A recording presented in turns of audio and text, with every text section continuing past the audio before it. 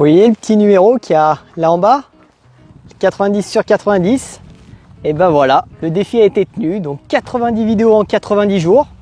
Donc je vous avoue que ça n'a pas forcément été évident tout le long. Surtout avec la saison qu'on a eue, la pluie et tout ça. Enfin voilà, donc je rappelle un petit peu le contexte pour ceux qui n'ont pas forcément suivi mes vidéos depuis le début. Je voulais vous montrer vraiment une saison apicole. Jour par jour, comment ça se passe, ce qu'il y avait à faire dans les ruches, etc., etc. Et pour ça, je voulais vous filmer, voilà, vous mettre une vidéo par jour pour que vous puissiez voir un peu comment ça se déroule dans les ruches et tout ça. J'avais aussi pour projet de faire un petit peu d'élevage, enfin d'élevage, de sélection de rennes. Bon, quand j'ai vu comment ça a tourné avec le temps, où il y a eu de la pluie pendant 3 semaines, j'ai pas pu ouvrir mes ruches. Enfin, ça a été l'une des pires années apicoles que j'ai vécues. Donc je vous avoue que ça a vraiment été la galère.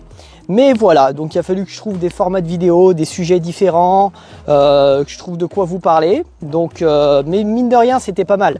Parce que moi, j'ai fait plein de formats, vous avez vu dans mes vidéos, hein, j'ai eu plein de formats différents, plein de choses différentes. Voilà, j'ai fait de la théorie, de la pratique, un peu des deux. Ça me permet de voir aussi ce qui vous plaît, ce qui vous plaît pas. Et puis voilà, et en tout cas, vraiment, je vous remercie parce que j'ai commencé la chaîne, il y avait quoi, 12 abonnés, je crois. Et là, on a passé 720 abonnés à peu près. Donc vraiment merci de suivre cette chaîne, d'y participer, de mettre vos commentaires, de poser vos questions. Et puis voilà, j'ai eu énormément de commentaires qui étaient constructifs.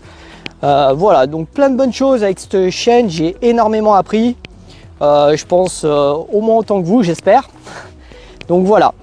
Donc comment ça va se passer maintenant pour l'avenir de la chaîne? Eh ben, je continue toujours les vidéos. Alors j'arrête le principe d'une vidéo par jour. Surtout maintenant, il n'y a plus d'intérêt là cette saison à faire une vidéo par jour. Purée, le temps il se couvre. Là, je vais me prendre un orage sur la tronche. Donc ouais, j'ai plus d'intérêt à continuer à faire une vidéo par jour. Par contre, je continue à vous en faire. Donc là, en juillet, il y a énormément de choses qui vont se passer. Donc notamment, je vais compter les varrois. Je vais faire les traitements varrois. Je vais faire des essaims. Je vais récolter le miel, donc voilà, je vais vous faire quand même pas mal de vidéos là-dessus. Là, je continue sur un rythme à peu près d'une vidéo par semaine, hein, au moins, pour le mois de juillet. Après, en août, je vous laisse tranquille, vous partez en vacances. Non, je vous ferai peut-être une ou deux petites vidéos au mois d'août. Voilà, deux petites vidéos au mois d'août. Septembre, je vous parlerai un peu de nourrissement et tout ça et tout ça. En octobre, je m'avance pas trop, j'ai peut-être une petite surprise, mais je ne m'avance pas trop.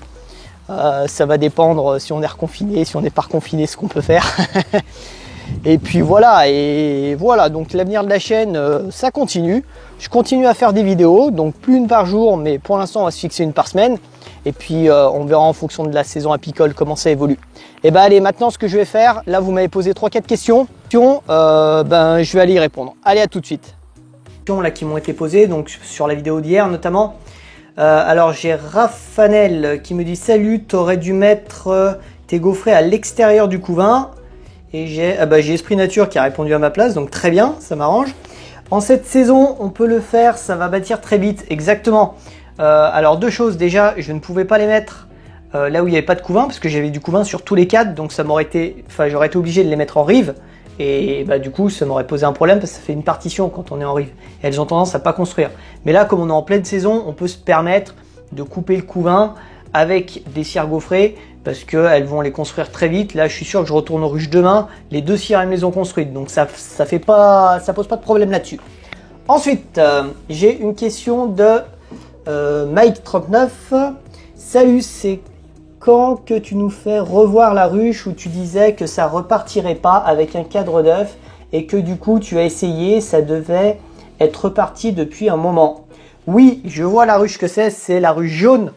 J'avais fait plusieurs vidéos là-dessus. C'était une ruche qui avait plus de rennes, donc je voulais la secouer. Et j'ai eu beaucoup de commentaires, etc. qui m'ont dit qu'il fallait pas que je secoue la ruche, qu'il fallait que je rajoute un cadre de couvain ouvert et que ça repartirait. J'avais des doutes. Donc ce que j'ai fait, j'ai mis le cadre de couvain ouvert et je vous ai fait une vidéo là-dessus, c'est la 69. C'était quoi le titre? C'était le couvain ça s'en va et ça revient, je crois que j'avais fait un titre comme ça. Et où je vous montre qu'elles ont bâti des cellules royales. Donc elles ont bâti des cellules royales, il y en avait 4 ou 5. Et je voulais laisser tranquille pour le moment et rouvrir la ruche 15 jours, 3 semaines après, donc c'est-à-dire fin juin, début juillet.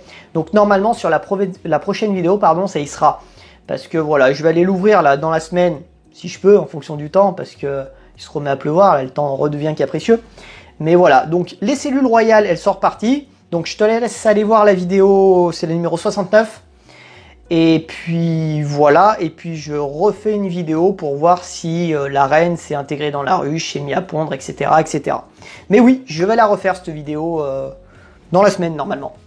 Ensuite, tac, tac, tac, tac. Donc j'ai une question de Sébastien. Donc bonsoir, toujours sympa tes vidéos, merci. J'aimerais augmenter mon cheptel, que la production ne sera pas au rendez-vous cette année. Oui. Je pense mettre une hausse sans grille à reine en espérant qu'elle y monte pour pondre.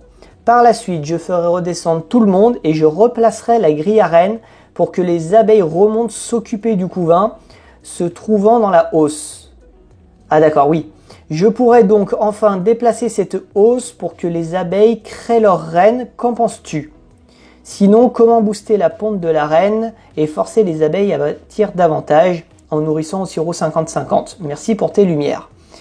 Alors, oui, je comprends. Alors, ta méthode, elle part d'une bonne idée, c'est-à-dire que tu veux orpheliner une partie pour qu'elle ponde des cellules royales. Ta méthode, elle peut marcher, elle m'a l'air quand même un petit peu aléatoire. Il y a plusieurs manières de faire dans ce cas-là, si tu veux. Alors, déjà, ce qu'il faut voir, c'est est-ce que tu as sélectionné une ruche qui est suffisamment bonne pour faire des reines? Parce que si c'est le cas, applique une méthode pour élever des reines, comme tu es en train de me proposer là. Sinon, fais plus simple, c'est-à-dire que si tu veux pas sélectionner de ruche en particulier, utilise la méthode des essaims. C'est-à-dire c'est la méthode la plus simple. Sur chaque ruche, tu ponctionnes un cadre ou deux de couvain ouvert et de couvain fermé. Donc dans une ruchette, tu mets un cadre de couvain ouvert, un cadre de couvain fermé. Tu peux me rajouter un troisième cadre qui est entre les deux, un cadre de réserve. Et deux solutions, donc soit tu intègres une reine que tu achètes, ou soit tu laisses faire, elles vont faire des cellules royales, et puis voilà, ça va se reproduire dans l'essaim, quoi.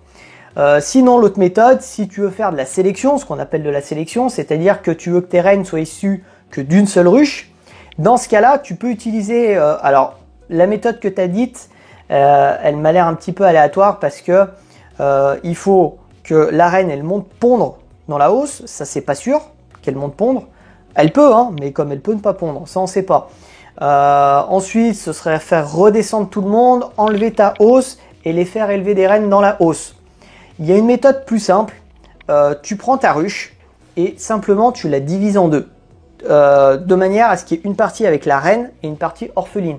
Pour les diviser en deux, tu peux mettre une... comment ça s'appelle? Soit une partition ou alors une grille à reine qui fait office de cadre. Tu la sépares en deux.